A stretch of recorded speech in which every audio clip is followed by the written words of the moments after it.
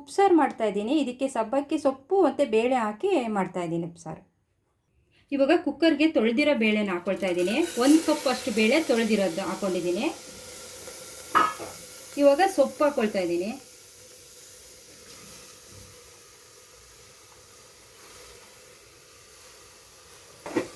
ಇವಾಗ 1 ಲೋಟ ಅಷ್ಟು ನೀರು ಹಾಕ್ತಾಯಿದ್ದೀನಿ. 1 ಲೋಟ ನೀರು ಹಾಕ್ಕೊಂಡಿದ್ದೀನಿ.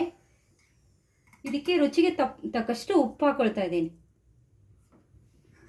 ಆಮೇಲೆ ತೊಳೆದಿರೋ ಹಸಿಮೆಣ್ಸಿನ್ಕಾಯಿ 10 ಹಸಿಮೆಣ್ಸಿನ್ಕಾಯಿ ಹಾಕ್ಕೊಂಡಿದ್ದೀನಿ ಖಾರಕ್ಕೆ.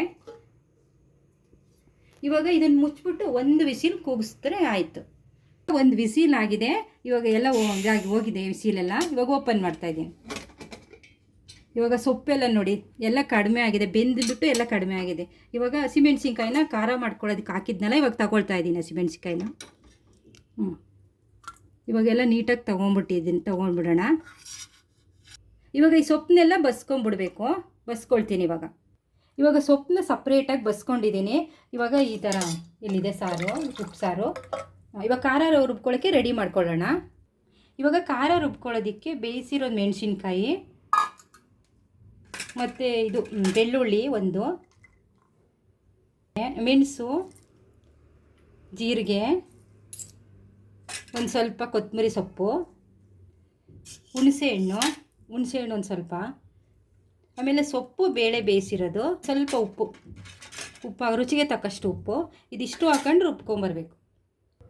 ಇವಾಗ ಖಾರ ರೆಡಿಯಾಗಿದೆ. ಬಾಣಲಿ ಕಾದಿದೆ. ಎಣ್ಣೆ ಹಾಕ್ಕೊಳ್ತಾ ಇದ್ದೀನಿ ಸೊಪ್ಪು ಒಗ್ಗರಣೆ ಮಾಡ್ಕೊಳ್ಳೋಕ್ಕೆ. ಒಂದು 2-3 ಸ್ಪೂನ್ ಎಣ್ಣೆ ಹಾಕ್ಕೊಂಡಿದ್ದೀನಿ.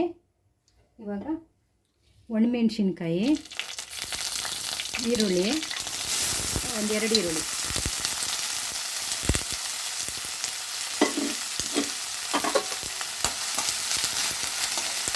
ಇದೆಲ್ಲ ಚೆನ್ನಾಗಿ ಬ್ರೌನ್ ಕಲರ್ ಬರೋ ಥರ ಫ್ರೈ ಮಾಡ್ಕೊಳ್ಳೋಣ.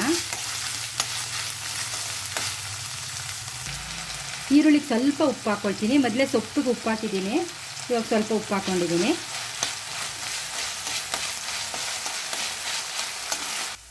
ಇವಾಗ ಈರುಳ್ಳಿ ಫ್ರೈ ಆಗಿದೆ. ಸೊಪ್ಪು ಹಾಕ್ಕೊಳ್ತಾ ಇದ್ದೀನಿ.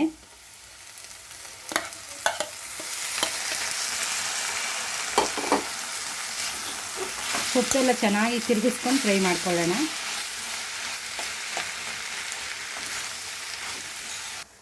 ಇವಾಗ ತೆಂಗಿನ ತುರಿ ಹಾಕ್ಕೊಳ್ತಾ ಇದ್ದೀನಿ.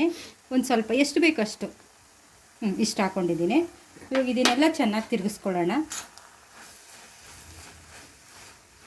ಎಲ್ಲ ಕಡೆ ಕ್ಲೀನಾಗಿ ತಿರುಗಿಸ್ಕೊಂಡು ಸೊಪ್ಪಿನ ಪಲ್ಯ ರೆಡಿ ಆಗಿಬಿಡುತ್ತೆ.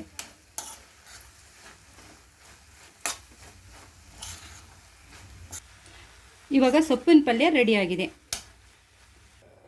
ಉಪ್ಸಾರನ್ನ ಒಂದು ಕುದಿಸ್ಕೊಬೇಕು. ಇವಾಗ ಉಪ್ಸಾರು ರೆಡಿಯಾಗಿದೆ. ಮುದ್ದೆ ಸೊಪ್ಪು ಹಾಕೊಳ್ಳೋಣ.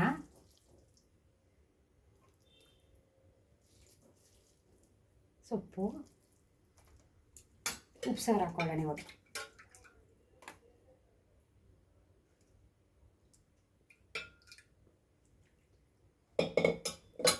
ಇವಾಗ ಸ್ವಲ್ಪ ಖಾರ ಹಾಕೊಳ್ಳೋಣ. ಇವಾಗ ಉಪ್ಸಾರು ರೆಡಿಯಾಗಿದೆ. ಮುದ್ದೆ ಜೊತೆಗೆ ಉಪ್ಸಾರು ತುಂಬ ಚೆನ್ನಾಗಿರುತ್ತೆ ಕಾಂಬಿನೇಷನ್ನು. ಇವಾಗ ಇಷ್ಟ ಆದರೆ ಶೇರ್ ಮಾಡಿ, ಲೈಕ್ ಮಾಡಿ, ಸಬ್ಸ್ಕ್ರೈಬ್ ಮಾಡಿ.